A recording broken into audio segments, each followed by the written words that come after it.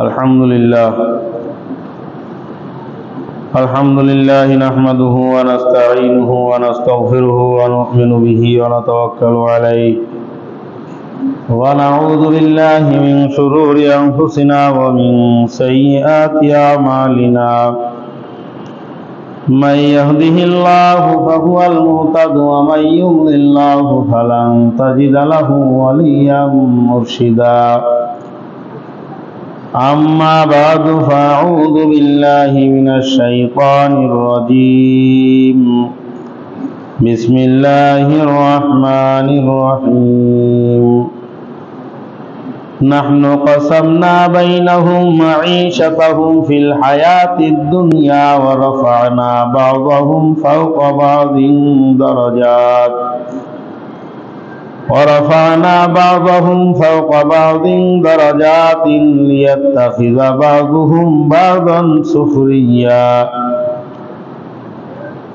وقال رسول الله صلى الله عليه وسلم طلب كسب الحلال فريضة بعد الفريضة أو كما قال عليه الصلاة والسلام سبحانك لا علم لنا إلا ما علمتنا إنك أنت العليم الحكيم رب اشرح لي صدري ويسر لي أمري واحلل عقدة من لساني يفقهوا قولي আল্লাহ পাক রব্বুল আলামিনের দরবারে লাখো কোটি শুকরিয়া যে আল্লাহ পাক রব্বুল আলামিন আপনাকে আমাকে দুনিয়ার সমস্ত কাজকর্ম থেকে অবসর দিয়ে যে আল্লাহ সুবহানাহু ওয়া তাআলা তার ঘরে একত্রিত হওয়ার তৌফিক দান করেছেন, শুকরিয়া আদায় করি আলহামদুলিল্লাহ। কোরআনে হাকিমের সূরা যুখরুফের থেকে একটা আয়াত রাসূল আকরাম সাল্লাল্লাহু আলাইহি ওয়াসাল্লামের হাদিস সমূহের মধ্যে থেকে একখানা হাদিস তেলাওয়াত করা হয়েছে। গত সপ্তাহে আমাদের আলোচনার বিষয়বস্তু চলতেছিল ইসলামের দৃষ্টিতে শ্রমিকের অধিকার।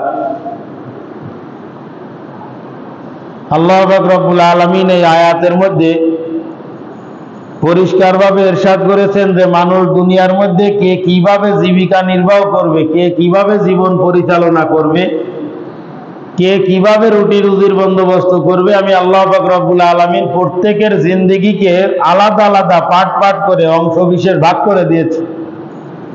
নাহনু কসামনা বাইনাহুম মাঈশাতাহুম, আমি আল্লাহ পাক তাদের জীবনযাত্রাকে বন্টন করে দিয়েছি, ভাগ করে দিয়েছি। ওয়ারাফানা বাযাহুম ফাওকা দারাজাত ফাওকা বাযিন দারাজাত, এবং আমি আল্লাহ পাক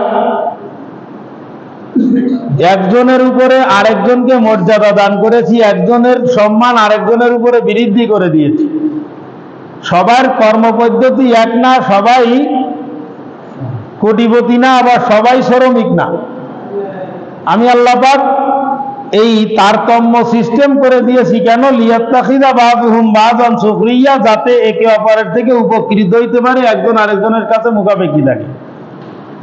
সবার অবস্থা যদি একই রকমের হয়, সবার অবস্থা যদি একই রকমের হয়, তাহলে একজন আরেকজনের দ্বারা উপকৃত হওয়া সম্ভব হবে না।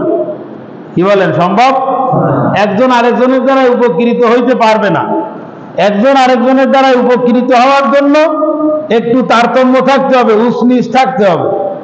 একজনের জমি আছে, সে জমিন চাষ করে, আর ওই জমিন চাষ করে দেওয়ার জন্য আরেক শ্রেণীর লোককে আমি আল্লাহ পাক সৃষ্টি করে রেখেছি, যারা এই জমিন চাষ করে দিয়ে জীবিকা নির্বাহ করে। এরকম আলাদা আলাদা সিস্টেম আমি আল্লাহ পাক রব্বুল আলামিন ভাগ করে দিয়েছি কেন? লিয়াত্তাখিযা বাযুহুম বাযান সুখরিয়া, এতে করে জীবনযাত্রার মধ্যে একটা ভারসাম্যতা আসবে, একটা নিউট্রালিটি আসবে, একটা মধ্যম পন্থা আসবে, একটা মধ্যম পন্থা আসবে। মানুষের জীবনযাত্রার মধ্যে মধ্যম পন্থা, ভারসাম্যতা তৈরি করার জন্য, ভারসাম্যতা ধরে রাখার জন্য এরকমটা করার দরকার হয়েছে। খুব খেয়াল করে কথাগুলো বুঝতে হবে। সেই দিক দিয়ে ইসলাম এমন একটা ধর্ম, এমন পূর্ণাঙ্গ ধর্ম, যেখানে আল্লাহ পাক রব্বুল আলামিন প্রত্যেকের অধিকার নিশ্চিত করে। এমন কোন ধর্ম দুনিয়ার মধ্যে নাই, এমন কোন মন্ত্র এরকম নাই, মন্ত্রতন্ত্র নাই, যাতে করে সবার অধিকার নিশ্চিত হয়। ইসলাম এমন একটা পথ, যেই পথের দ্বারায়, যেই রাস্তায় চললে সবাই, কেউ ঠকবে না, প্রত্যেকের অধিকার নিশ্চিত করে একমাত্র ইসলাম। বলেন সুবহানাল্লাহ। আল্লাহ পাক রব্বুল আলামিনের দয়া, এত সুন্দর করে বিন্যাস করে দিয়েছেন, যে বিন্যাসের কারণে কারো কোনো আপত্তি করার, কারো কোনো ওজোর দেখানোর কোনো সুযোগ এখানে নেই।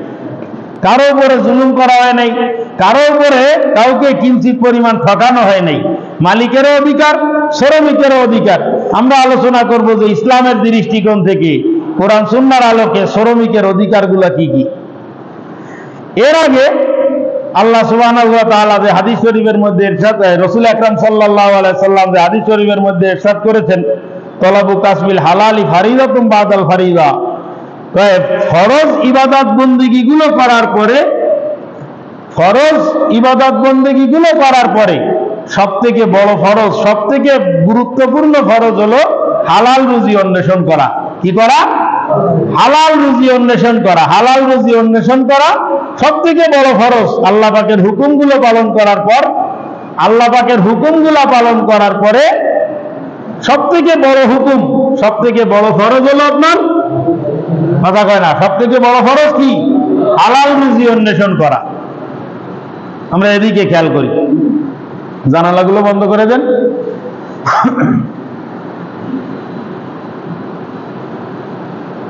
এখানে শ্রমিকের অধিকার বলতে, শ্রমিকের অধিকার কি কি আছে? এক নম্বর, শ্রমিকের অধিকার হলো যুক্তিসঙ্গত মজুরি নির্ধারণ করা। দিকে খেয়াল করতেছেন? এক নম্বর, শ্রমিকের যে অধিকারগুলো এখানে আছে, 9টা অধিকার, সর্বমোট 9টা দাবি শ্রমিকের। এক নম্বরটা হলো শ্রমিকের যুক্তিসঙ্গত মজুরি নির্ধারণ করা, মজুরির মধ্যে কোনো কারচুপি না করা। সাধারণত দেখা যায় যে মালিক পক্ষ সর্বোচ্চ চেষ্টা করে যে শ্রমিকের মজুরি কম দেওয়ার জন্য। একটু খেয়াল করেন, এই যে আমরা পেপার পত্রিকায় দেখি সংবাদ, বেতন বৃদ্ধির দাবিতে গার্মেন্টস শ্রমিকরা বা বিভিন্ন কলকারখানার শ্রমিকরা রাস্তায় মিছিল করে, হরতাল অবরোধ করে। কি বলেন, করে কি করে না? আপনি তাদের দ্বারায়, তাদের পরিশ্রমের কারণে আপনার ফ্যাক্টরিটা দাঁড়ায় থাকে, আপনার ব্যবসা টিকে আছে তাদের শ্রমের বদৌলতে। তাদের বেতনটাকে নির্ধারণ করতে গিয়ে তাদের বেতন নির্ধারণ করতে হবে, যুক্তিসঙ্গত বেতন নির্ধারণ করতে হবে। সেটা না করে আপনি তাদের উপরে জুলুম করতেছেন। এখন তারা যখন আপনার এই ন্যায্য বেতনের অধিকারে, ন্যায্য দাবির অধিকারে যখন তারা মিছিল মিটিং করে, তখন আবার এই ফ্যাক্টরির মালিক যারা আছে, ইন্ডাস্ট্রিয়ালিস্ট, এরাই কিন্তু আবার পুলিশ লাগায় দেয় তাদেরকে ছত্রভঙ্গ করার জন্য। কি বলেন, কথা ঠিক? এরাই আবার পুলিশ লাগায় দেয় তাদের উপরে। এক নম্বরে জুলুম করেছেন আপনি, তাদের ন্যায্য দাবি, ন্যায়সঙ্গত মজুরি তাদের জন্য নির্ধারণ করেননি। দ্বিতীয়ত, তাদেরকে মারপিট করার জন্য আবার প্রশাসনকে ব্যবহার করতেছেন। এই দুই প্রকারের জুলুম আপনি তাদের উপরে করতেছেন। আল্লাহ পাক রব্বুল আলামিনের হাবিব সাল্লাল্লাহু আলাইহি সাল্লাম, এক সাহাবী বর্ণনা করেন, সে তার এক খাদেমকে, তার এক গোলামকে, এক কর্মচারীকে মারপিট করতেছে। সে অপরাধ করেছে, তাকে মারতেছে। রাসূল আকরাম সাল্লাল্লাহু আলাইহি সাল্লাম পিছনের থেকে বলতেছেন যে, এর ব্যাপারে তুমি আল্লাহকে ভয় করো, এর ব্যাপারে তুমি আল্লাহকে ভয় করো। আজকে যেই অধিকারে তুমি তার গায়ে হাত তুলতেছ, এর থেকে কয়েক কোটি গুণ বেশি অধিকার আল্লাহ পাক রব্বুল আলামিন তোমার উপরে রাখেন। তখন ওই সাহাবী জিজ্ঞাসা করতেছে যে, হুজুর, কামা আফু আনিল খাদেম, খাদেমকে মানে কর্মচারীকে কতবার মাফ করা যায়? কর্মচারীকে কতবার মাফ করব, তার অপরাধের ক্ষমা কতবার করতে হবে? আল্লাহর নবী বলেন, ফি কুল্লি ইয়াউমিন ৭০ মাররা, প্রত্যেক দিন ৭০ বার তাকে মাফ করে দিতে হবে। তাহলে প্রত্যেক দিন ৭০ বার মাফ করে দিতে হবে। একটা লোক প্রত্যেক দিন ৭০ বার তো অপরাধ করে না, কথা কন? প্রত্যেক দিন ৭০ বার তো সে অপরাধ করে না। তাহলে ৭০ বার অপরাধ করে না, আপনি তাকে ৭০ বার ক্ষমা করার জন্য আল্লাহ রাসূল সাল্লাল্লাহু আলাইহি ওয়াসাল্লাম বলেছেন। তাহলে সেই ক্ষেত্রে বোঝা যায় যে কোন অবস্থায় কর্মচারী, খাদেম, বাড়ির কাজের মানুষ, এদের গায়ে হাত তোলার কোনো অধিকার আপনার নাই। কারণ আপনি যেই মালিকানার দাবিতে, যেই অধিকারে তার গায়ে হাত তুলতেছেন, আহকামুল হাকিমিন আল্লাহ পাক রব্বুল আলামিন এর থেকে লক্ষ কোটি গুণ বেশি অধিকার আপনার উপরে রাখেন কি রাখেন না? কথা কয় না রাখেন? আল্লাহ পাক এর থেকে বড় অধিকার আপনার উপরে রাখেন, এই জন্য এটা করা যাবে না। তারাও আল্লাহ পাকের বান্দা, আজ সামান্য অভাবের কারণে জীবিকার তাগিদে তারা আপনার অধীনস্থ কর্মচারী হয়েছে, তাদেরকে ঠকানো যাবে না। তাহলে 1 নম্বর অধিকার, শ্রমিকের 1 নম্বর অধিকার তার ন্যায্য মজুরি নির্ধারণ করতে হবে। 2 নম্বর অধিকার দুরূহ মজুরি পরিশোধ করতে হবে। এই ক্ষেত্রে রাসূল আকরাম সাল্লাল্লাহু আলাইহি সাল্লাম ইরশাদ করেছেন, শ্রমিকের শরীরের ঘাম শুকানোর আগে তার ন্যায্য পাওনা চুকিয়ে দাও, তার মজুরি চুকিয়ে দাও। এই যে টাকা নিয়ে গত সপ্তাহে বলছিলাম না, সে কাজ করেছে আপনার বাড়িতে, সারাদিন মাটি কেটেছে, সারাদিন কিষেন দিছে, সারাদিন বই রয়েছে, রোয়ার পরে সন্ধ্যার সময় আপনি তারা বলে দিচ্ছেন বাজারে অমুক দোকানে আসো, সে অমুক দোকানের সামনে আসছে, বেচারা টাকা নেবে, বাজার করবে। বিকাল 3টার সময়, দুপুরের 3টার সময় এসে বসে আছে, 4টা 5টা বেজে গেছে, আসরের রক্ত হয়ে গেছে, এখনো পর্যন্ত সে লোকটা টাকা দেওয়ার জন্য আসে নাই। এটা কিন্তু শ্রমিকের অধিকারের খেলাফ, রাসূল আকরাম সাল্লাল্লাহু আলাইহি সাল্লামের নির্দেশের খেলাফ। সামান্য 2 টাকার কালো ফিতে বুকি জুলাই দিয়ে একটা ব্যানার নিয়ে শ্রমিক দিবসে শ্রমিক অধিকারের র্যালি করা, এইটার থেকে, এই শ্রমিক দিবস পালন করার থেকে শ্রমিকের ন্যায্য অধিকার প্রতিষ্ঠার সংগ্রাম করা, এইটা আরো বেশি দরকার। কথা বলেন ঠিক না? সেইটা না করে ওই যারা মিছিল করতেছে, যারা এগুলো পরিচালনা করতেছে, গিয়ে দেখেন যে তাদের কাছে কত শ্রমিক টাকা পায়। কথা কর, তাদের কাছে কত শ্রমিক টাকা পায়। শ্রমিকের ন্যায্য পাওনা, তার ন্যায্য মজুরি দুরূহ পরিশোধ করে দিতে হবে। আমি গত সপ্তাহে বলছিলাম, আপনি মাটি কাটাবেন, বই রোয়াবেন, আপনি যখন বিলি যাবেন, আপনার খেতে যাবেন কাজ দেখতে, যাওয়ার সময় কাজ শেষ হওয়ার কিছুক্ষণ আগে আপনি সেখানে যান, যাওয়ার পরে আপনি পকেটে করে পয়সা নিয়ে তারপরে যান, ওইখানে বিলে তার কাদামাটি শরীরে থাকা অবস্থায় আপনি তার হাতে টাকাগুলো গুনে বুঝ করে দিয়ে দেন, দেখবেন ওই সময় তার চেহারার মধ্যে আলাদা একটা খুশি ঝলক উঠবে, আলাদা একটা খুশির ঝলক তার চেহারার মধ্যে দেখতে পাবেন। তো এটা খালি খুশির ঝলক না, এটা কিন্তু দোয়াও, এটা সে আপনার জন্য দোয়া করবে। এই সমস্ত কাজ করার দ্বারা আখিরাতের ফায়দা তো পরে, আগে দুনিয়ার ফায়দার দিকে খেয়াল করেন। আপনার যখন পরবর্তীতে কাজের দরকার হবে, তখন এই লোকগুলোর আর ডেকে আনা লাগবে না, এরা আগের থেকে বলে যাবে যে এইখানে এই কাজ যখন করবেন আপনি আমাকে স্মরণ করেন অবশ্যই। কি বলেন, কথা ঠিক না? এরকম করে না, এরকম করবে। আর যদি এরকমটা হয়েছে যে গত বছর 2 বছর আগে যে কাজ করাইছিল সেই মজুরি এখনো পর্যন্ত পাওনা আছে, 2 বছর আগে যে কাজ করাইছিল সেই মজুরি এখনো পর্যন্ত পাওনা আছে, তাহলে পরবর্তীতে এই শ্রমিক গুলাকে কি ডাকলেও আর পাওয়া যায়? কথা কয় না, ডাকলেও পাওয়া যায়?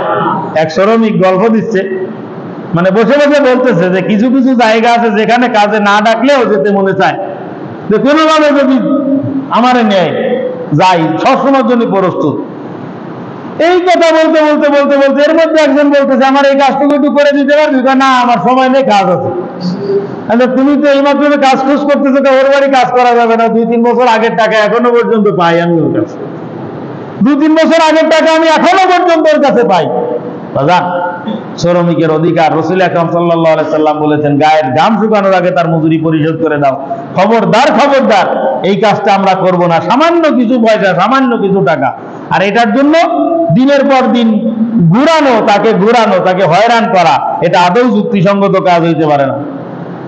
এটা ছিল আপনার 2 নম্বর অধিকার। প্রথম অধিকার বললাম যুক্তিসঙ্গত মজুরি নির্ধারণ করা, 2 নম্বর দুরূহ মজুরি পরিশোধ করা, আর 3 নম্বর শ্রমিকের অধিকার কাজের সময় নির্ধারিত থাকা।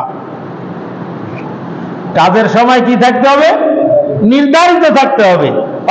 সকাল 7টা থেকে বিকাল 5টা পর্যন্ত, ভোর 6টা থেকে রাত 8টা পর্যন্ত, এইরকম করে আপনার তার মজুর মানে কাজের যে টাইম, কাজের যে সময়, এই সময়টাকে নির্ধারণ করে নিতে হবে। কাজের সময়টাকে নির্ধারণ করে নেওয়ার পরে যদি এই টাইমের বাহিরে যদি আপনি তাকে দিয়ে কাজ করান বা করাতে হয়, সেই ক্ষেত্রে ওই জায়গায় নতুন হিসাবে তার সঙ্গে চুক্তি করে নিয়ে যে দেখ তোর সঙ্গে যে চুক্তি ছিল সেই চুক্তি কিন্তু শেষ হয়ে গেছে, অতএব এখন আমার এই কাজগুলো করা দরকার, তুই যদি এগুলো করে দিস তোর ওই পূর্বের চুক্তির উপরে আমি এতগুলো টাকা তোরে আবার দেব। আমার কথা বুঝতেছেন না? এতগুলো টাকা আবার দেবো, অর্থাৎ ওভার টাইমের সময়টা নির্ধারণ করে নেওয়া। এই ওভার টাইমের সময় নির্ধারণ না করে নিয়ে এই যে টাইম আপনি নির্ধারণ করে নিছেন, এই টাইমের থেকে কোন রকম বেশি সময় তাকে দিয়ে কাজ করানো যাবে না। এটা করালে আপনি জালেমের অন্তর্ভুক্ত হয়ে যাবেন, আপনার জুলুম হয়ে যাবে তার প্রতি। চতুর্থ নম্বর, কাজের প্রকৃতি নির্ধারণ করতে হবে। কাজের প্রকৃতি নির্ধারণ করতে হবে, কোন ধরনের কাজ আপনি তাকে দিয়ে করাবেন। আপনি যখন তাকে নিয়োগ দিবেন কাজের জন্য নিয়োগ দেওয়ার সময় তাকে স্পষ্টভাবে বলে নিতে হবে যে দেখো, আমি তোমাকে কাজে নিয়োগ দিতেছি আমার বাসার বাথরুমের ট্যাঙ্কি সাফ করার জন্য। এই কথা ঠিক আছে না? পরিষ্কার করে আপনি তাকে বলে দিবেন যে আমার এই বাথরুমের ট্যাঙ্কি পরিষ্কার করতে হবে, আমার এই ড্রেন পরিষ্কার করতে হবে, আমার এই ময়লা আবর্জনা নোংরা গুলো পরিষ্কার করতে হবে। এইগুলো তাকে বলে নিয়ে নির্ধারণ করে নিয়ে তারপরে তাকে নিয়োগ দিতে হবে। এইটা নিয়োগ না দিয়ে তাকে একটা কাজে দেবেন, যদি এইভাবে কোন রকম কোনো কিছু নির্দিষ্ট না করে যদি আপনি তাকে কাজে নিয়োগ দেন, দেওয়ার পরে আপনি একটা কাজের কথা বলবেন, ও বলবে যে আমি এটা করতে পারবো না, এটা কথার মধ্যে ছিল না, এরকম বলার সুযোগ পাবে। এই জন্য আপনি নির্দিষ্ট করে নেবেন যে এই কাজের জন্য তোমাকে নেওয়া হইতেছে। এটা ছিল আপনার চতুর্থ নম্বর, কাজের প্রকৃতি, কাজের হালাত, কোন ধরনের কাজ তার থেকে করাবেন সেই কাজটা নির্ধারণ করে নেওয়া। 5 নম্বর, অধিকতর সুবিধার জন্য আপনার এখানে এটা হলো আপনার 12 মাসের কর্মচারীর ক্ষেত্রে প্রযোজ্য। এই 5 নম্বরটা 12 মাসের কর্মচারীর ক্ষেত্রে প্রযোজ্য। আপনার ফ্যাক্টরিতে কাজ করে কর্মচারী লেবার, আপনার দোকানের কর্মচারী, আপনার বাড়ির মৌসুমে মানে 12 মাস যে কাজের লোক থাকে, এই 12 মাসের কাজের লোক বা আপনার ড্রাইভার, এই ব্যক্তি যদি আপনার কাছ থেকে পাওয়া বেতন ভাতায় তার না পোষায়, তাহলে সেই ক্ষেত্রে সে অন্যত্র চলে যেতে পারবে। এই অধিকার তার জন্য নিশ্চিত করতে হবে। যেমন আপনি যখন তাকে নিয়োগ দিবেন, নিয়োগের সময় তার সঙ্গে একটা ডিল, একটা এগ্রিমেন্ট থাকবে, আগামী 3 বছর পর্যন্ত তুমি আমার সঙ্গে কাজ করবা, আগামী 2 বছর পর্যন্ত কাজ করবা, এই 2 বছরের মধ্যে তোমার এই মজুরি হবে, এই 2 বছর পরে আবার নতুন চুক্তি হবে। এরকম করে নির্ধারণ করে নিলে আর সমস্যা নাই। কিন্তু সে আবার যত্রতত্র, সামনে আসতেছে মালিকের অধিকার, সেই সময় বোঝা যাবে, যখন তখন যত্রতত্র, যখন তখন সে আপনাকে মাঝ রাস্তায় রেখে, মিডিল রোডে রেখে সে চলে যেতে পারবে না। সেই ক্ষেত্রে তার সঙ্গে আপনার চুক্তি করে নিতে হবে যে তুমি যদি এখান থেকে চলে যেতে চাও তাহলে 2 মাস 1 মাস আগে আমাকে ইনফর্ম করতে হবে। এরকম একটা কথা আছে না? ঘুমিয়ে যাচ্ছেন নাকি? বিরক্তি লাগতেছে? খেয়াল করে, তুমি যদি চলে যেতে চাও তাহলে 1 মাস বা 2 মাস আগে আমাকে ইনফর্ম করতে হবে, তোমার জায়গায় আমি নতুন লোক নিয়োগ দেবো। যাই হোক, এইরকম করে নির্ধারণ করে নিতে হবে। আর শ্রমিক যদি চায় তাহলে সে তার সুবিধা পাওয়ার জন্য সে অন্যত্র চলে যেতে পারে, তাকে আটকানো যাবে না। এই জায়গায় আমাদের সামাজিক একটা রুলের কথা বলি।